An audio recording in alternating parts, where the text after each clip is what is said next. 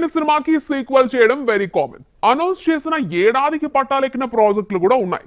కానీ లోకేష్ ప్రకటించిన సీక్వెల్స్ పై ఇప్పటి వరకు ఎలాంటి సౌండ్ వినిపించడం లేదు.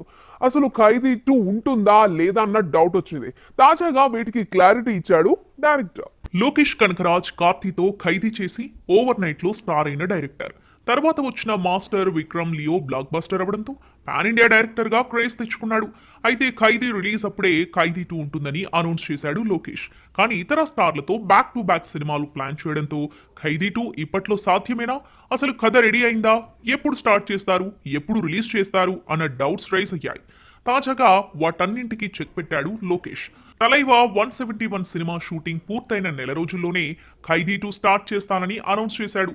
దీంతో లోకేష్ నెక్స్ట్ సినిమాపై క్లారిటీ వచ్చినట్లయింది. నిజానికి లియో సెట్స్ పై ఉన్నప్పుడే లియో 2 ఉంటుందని చెప్పాడు లోకేష్. వచ్చే ఏడాది విజయ్ రాజకీయాల్లోకి వెళ్తున్న తరుణంలో ముందుగా ఆ ప్రాజెక్టు పట్టాలెక్కుతుందని అంతా భావించారు. కానీ లోకేష్ మాత్రం ఖైదీ 2కే మొదటి ప్రాధాన్యత ఇచ్చాడు. ఖైదీ మొదటి భాగం నుంచే కథ మొదలవుతుంది కాబట్టి ఖైదీ 2లో కార్తీనే హీరో. అదనంగా కొత్త పాత్రలు యాడ్ అవుతాయి.